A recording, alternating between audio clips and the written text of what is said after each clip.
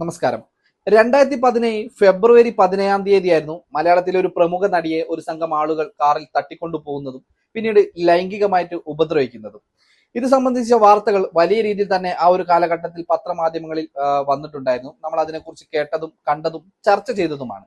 ഈ ഒരു കേസിലെ എട്ടാമത്തെ പ്രതി എന്ന് കോടതി കണ്ടെത്തിയിരിക്കുന്നത് ദിലീപിനെയായിരുന്നു. അതായത് മലയാളത്തിലെ തന്നെ ഒരു പ്രമുഖ നടനായിട്ടുള്ള ദിലീപ് തന്നെയാണ് ഈ ഒരു കേസിലെ പ്രധാന പ്രതിയും. അതുപോലെ തന്നെ ഇതിന്റെ സൂത്രധാരൻ എന്നുള്ള രീതിയിൽ ദിലീപിന്റെ പേര് തന്നെയായിരുന്നു വലിയ രീതിയിൽ ആ ഒരു കാലഘട്ടത്തിൽ പരാമർശിച്ചിരുന്നത്. ഇതുമായി ബന്ധപ്പെട്ടുള്ള പല കാര്യങ്ങളും നമ്മൾ ഇതിനു മുമ്പ് ചർച്ച ചെയ്തതാണ്. ഒന്നാം പ്രതിയായിട്ട് പൾസർ സുനിയായിരുന്നു. അങ്ങനെ ഏകദേശം 10 പ്രതികൾ ഉണ്ടായിരുന്നു ഈ ഒരു കേസിൽ എന്ന് പറയുന്നത്. അങ്ങനെ 2025 ഡിസംബർ 8 ഈ കേസുമായി ബന്ധപ്പെട്ടിട്ടുള്ള ഫൈനൽ വിധി കോടതി പുറത്തുവിട്ടിട്ടുണ്ടായിരുന്നു. അതായത് ദിലീപ് അടക്കമുള്ള ചില പ്രതികളെ കോടതി വെറുതെ വിടുകയായിരുന്നു ചെയ്തത്. 1 മുതൽ 7 വരെയുള്ള പ്രതികൾക്ക് തക്കതായ ശിക്ഷ നൽകുകയും അതോടൊപ്പം തന്നെ 8ാം പ്രതിയായിട്ടുള്ള ദിലീപിനെ കോടതി വെറുതെ വിടുകയും ചെയ്തു. ഈ കേസുമായി ബന്ധപ്പെട്ട് പലതരത്തിലുള്ള വിവാദങ്ങൾ ആ ഒരു വിധി വന്നതിന് ശേഷവും വന്നിട്ടുണ്ടായിരുന്നു. അതായത് വാദിച്ച വക്കീലിനെതിരെയും അതുപോലെ തന്നെ വിധി പറഞ്ഞിട്ടുള്ള ജഡ്ജിക്കെതിരെയൊക്കെ വലിയ രീതിയിലുള്ള വിമർശന പരാമർശങ്ങളും അതുപോലെ തന്നെ അവർക്കെതിരെയുള്ള പല രീതിയിലുള്ള ട്രോളുകളും കാര്യങ്ങളൊക്കെ തന്നെ സോഷ്യൽ മീഡിയയിൽ നിറഞ്ഞു നിൽക്കുകയും ചെയ്തിരുന്ന ഒരു കാര്യമായിരുന്നു. ദിലീപിനെ പുറത്തു വിട്ടതോട് കൂടിയിട്ട് ഒരു സംഘം ആളുകൾ വലിയ രീതിയിൽ ദിലീപിനെതിരെ രോഷാകുലരാകുകയും ചെയ്തിട്ടുണ്ടായിരുന്നു. പിന്നീട് ദിലീപ് ഇപ്പം സിനിമകളിലൊക്കെ തന്നെ സജീവമായി വന്നുകൊണ്ടിരിക്കുകയാണ്. ഒന്ന് രണ്ട് പടങ്ങളൊക്കെ ചെയ്തിട്ടുണ്ട്. തരക്കേടില്ലാത്ത രീതിയിൽ ആ സിനിമയൊക്കെ തിയേറ്ററിൽ എന്താ പറയുക റൺ ചെയ്യുകയും ചെയ്തിട്ടുണ്ട്. ഇന്ന് ഏറ്റവും സുപ്രധാനമായിട്ടുള്ള ഒരു വാർത്ത, ഈ ഒരു കേസുമായി ബന്ധപ്പെട്ടിട്ടുള്ള ഒരു വാർത്ത പുറത്തു വന്നിരിക്കുകയാണ്. അതായത് 2025 ഡിസംബർ 8 കൂടിയിട്ട് ഈ ഒരു കേസുമായി ബന്ധപ്പെട്ടുള്ള എല്ലാ കാര്യങ്ങളും കോടതി തീർപ്പാക്കിയതാണ്. 1 മുതൽ 6 വരെയുള്ള പ്രതികൾക്ക് തക്കതായ ശിക്ഷയും 8, 9 പ്രതികളെ വെറുതെ വിടുകയൊക്കെ ചെയ്തിട്ടുള്ള ഒരു തീർപ്പായിരുന്നു അത് എന്ന് പറയുന്നത്.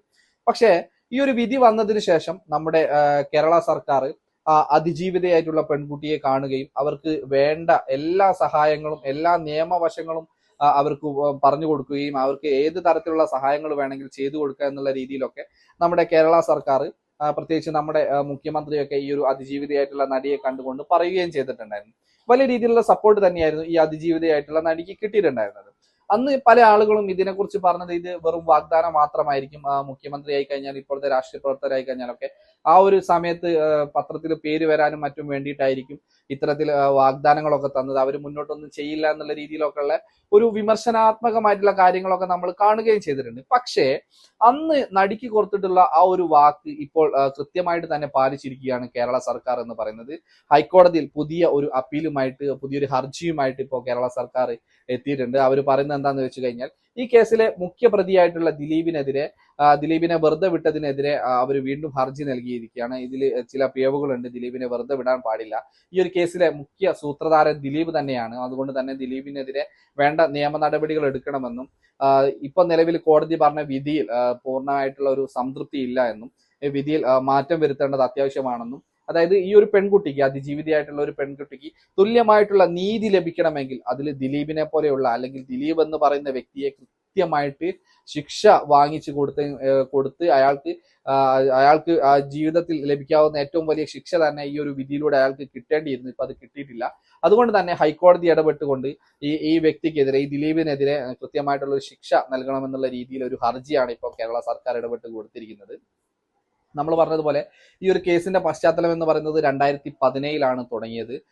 നടിയുമായിട്ടുള്ള ചില പ്രശ്നങ്ങൾ ദിലീപിനുണ്ടായിരുന്നു. അവർ തമ്മിൽ ചില എന്താ പറയാ പേഴ്സണൽ ഇഷ്യൂ ആയിട്ട് ദിലീപിന്റെ കുടുംബകാര്യത്തിൽ ഇടപെട്ടതുമായിട്ട് ഈ നടിയുമായിട്ട് ദിലീപിന് ചെറിയ പ്രശ്നങ്ങൾ ഉണ്ടായിരുന്നു.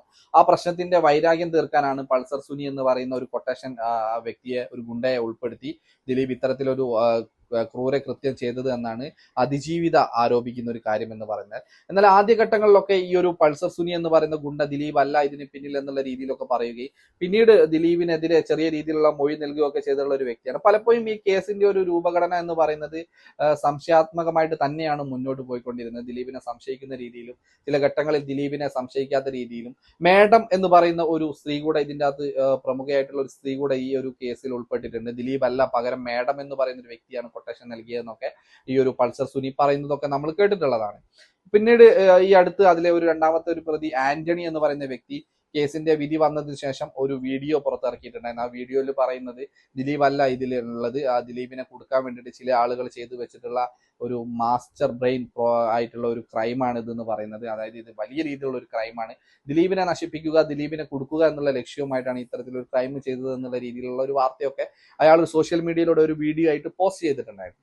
അങ്ങനെ ഇരിക്കെ എന്തായാലും കേരള സർക്കാർ ഇത്തരത്തിലൊരു ഹർജി നൽകിയ സ്ഥിതിക്ക് വീണ്ടും കേസ് പുനഃപരിശോധിക്കുകയും ദിലീപിനെതിരെ വീണ്ടും അന്വേഷണം ഉണ്ടാകുമെന്നുള്ള രീതിയിലുള്ള കാര്യങ്ങളൊക്കെ നമുക്ക് വരും ദിവസങ്ങളിൽ അറിയാൻ സാധിക്കുന്നതായിരിക്കും. അത്തരത്തിലുള്ള എല്ലാ വാർത്തകളും നിങ്ങളുടെ മുമ്പിൽ കൃത്യമായിട്ട് തന്നെ നമ്മൾ എത്തിക്കുന്നതുമാണ്. നന്ദി, നമസ്കാരം.